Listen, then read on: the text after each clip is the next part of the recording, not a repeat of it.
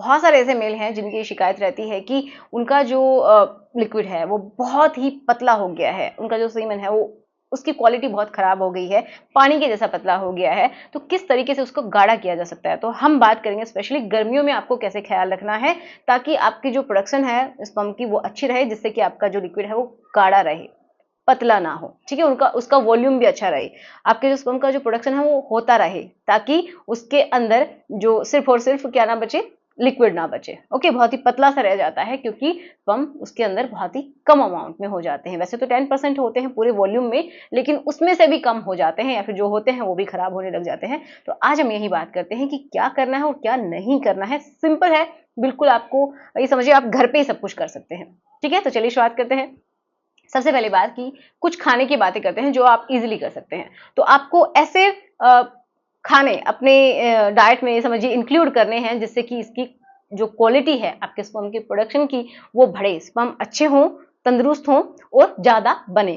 तो इसके लिए एंटीऑक्सीडेंट्स जरूरी होते हैं। वो क्या करते हैं, हमारी न्यू सेल्स को बनाते हैं, तो स्पर्म भी एक सेल ही तो है, तो उसको बनाते हैं और उनकी जो ये समझिए उनकी ताकत है उसको मेंटेन भी रखते हैं। तो उसके लिए आपको विटामिन सी से भरपूर जो फ्रूट्स हैं वो लेने ही चाहिए, जैसे कि संतरा है, ठीक है, अब गर्मियों में तो नहीं मिलेगी लेकिन नींबू आप ले सकते हैं, आंवला ले सकते हैं।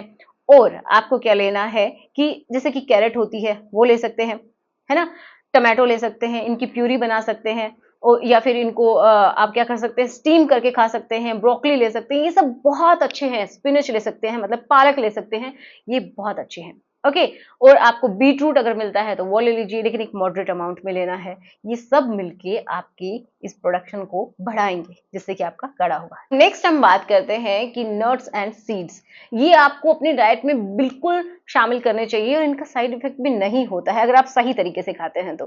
ठीक है, तो आप क्या ले सकते हैं, आपको अखरोट लेने चाहिए, आपको बादाम लेने चाहिए, आपको हेजलनट्स लेने चाहिए। या आपने नाम नहीं भी सुना है तो एक बार ऑनलाइन जाके जरूर सर्च कीजिए, हेजलनट्स बहुत अच्छे होते हैं। ठीक है, इनका आप इस्तेमाल कर सकते हैं। और आपको सनफ्लावर अगर आप लेना चाहें तो वो ले सकते हैं, वाटरमेलन के जो सीड्स होते हैं वो ले सकते हैं, और आपको फ्लैक्स सीड्स ये लेने हैं। अब कैसे लेना है, पहली बात तो मैं ये कहूंगी जो भी सीड्स लेते हैं, नट लेते हैं आप, उसको आप डायरेक्टली या तो पाउडर बना के ना खाएं क्योंकि उतना इफेक्टिव नहीं होता है और उनकी तासीर भी गर्म होती है, तो बहुत सारे लोगों को और ज्यादा दिक्कतें होने लग जाती हैं, डाइजेस्ट नहीं हो पाते हैं।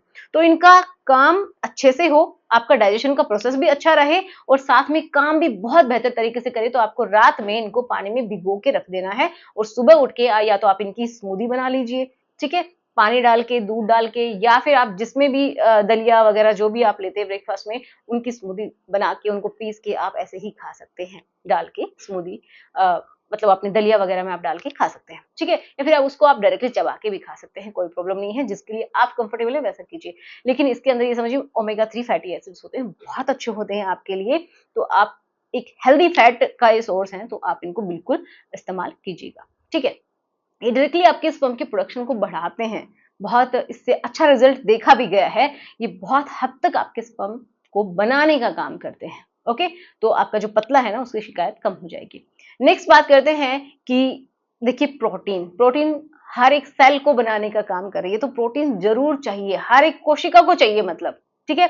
तो उसके लिए देखिए वेजिटेरियन सोर्सेज भी हैं एंड नॉन वेज भी हैं, तो दोनों में ही जिसके लिए आप कंफर्टेबल है वो लीजिए। देखिए इसके लिए आप अगर वेजिटेरियन है तो आप चना ले सकते हैं, दालें ले सकते हैं, और आप पनीर ले सकते हैं, दूध के जो प्रोडक्ट है मतलब डेयरी प्रोडक्ट्स हैं वो ले सकते हैं, घी लेना भी अच्छा होता है क्योंकि इसमें क्या है कि विटामिन डी की आपकी पूर्ति होती है, जिससे कि ये समझिए आपकी प्रोटीन बनाने में भी हेल्पफुल है। ओके, आपके हार्मोन्स अच्छे रहते हैं। अगर देसी गाय का घी है तो उसका भी इस्तेमाल जरूर कीजिएगा। अब प्रोटीन के लिए और भी बहुत सारी चीजें हैं, जैसे कि ड्रम स्टिक है वो ले सकते हैं, मखाने ले सकते हैं, बहुत सारी चीजें होती हैं।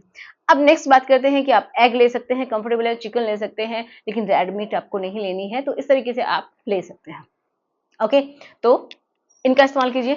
नेक्स्ट हम बात करते हैं बहुत ही सिंपल बनाना, उसको आप लीजिए एंड एवोकाडो, अगर हो सकता है तो खाइए, बिल्कुल खाइए। इसका जब आप इस्तेमाल करेंगे तो ये समझिए पोटेशियम आपकी बॉडी में जाएगा, विटामिन B6 जाएगा, विटामिन सी जाएगा, जिससे कि क्या होगा कि आपके हार्मोन्स को बहुत अच्छे से रेगुलेट करेगा, आपका टेस्टोस्टेरोन बहुत अच्छा रहेगा। तो जब हार्मोन अच्छा रहता है ना, तो ये समझिए आपका मसल मास, आपके स्पर्म का काउंट बहुत अच्छा रहता है, आपकी ओवरऑल बॉडी के लिए बहुत अच्छा है अगर आपका टेस्टोस्टेरोन का लेवल अच्छा है तो। तो उसमें भी बहुत हेल्प करता है ये। अब देखो क्या नहीं करना है, थोड़ा सा उसकी बात करते हैं। तो क्या नहीं करना है, एक तो कुछ लोगों की आदत होती है कि गोद में रख के बैठ जाते हैं, लैपटॉप बहुत घंटों तक काम करते रहते हैं, तो वो नहीं करना है। आपको टाइट जो फिटिंग के जो अंडरवेयर होते हैं वो नहीं पहनने हैं। अगर आप क्वालिटी की बात करते हो तो अच्छी क्वालिटी के पहनने हैं। ऐसा नहीं है कि अच्छी क्वालिटी महंगी ही होती है, ये भी ज़रूरी नहीं है। कॉटन के सिंपल जो आपके अंडरवेयर होते हैं वो पहनिए, ठीक है? रात में आप उसको बिल्कुल रिमूव भी कर सकते हैं, कोई दिक्कत नहीं है, लेकिन दिन में आपको अंडरवेयर पहनने चाहिए। बहुत ज़्यादा टाइट नहीं होने चाहिए, लेकिन ऐसा भी नहीं कि आपकी बॉडी के टाइप के ना हो और आपकी जो टेस्टिकल है वो लटकती रहें, तो ऐसा भी नहीं होना चाहिए, क्योंकि उससे आपको दिक्कत भी आगे हो सकती है। तो थोड़ा-सा ऐसा होना चाहिए कि ब्रीदेबल वो कपड़ा हो, ओके? तो उसके लिए सबसे बढ़िया है कॉटन के पहनिए और अच्छे पहनिए।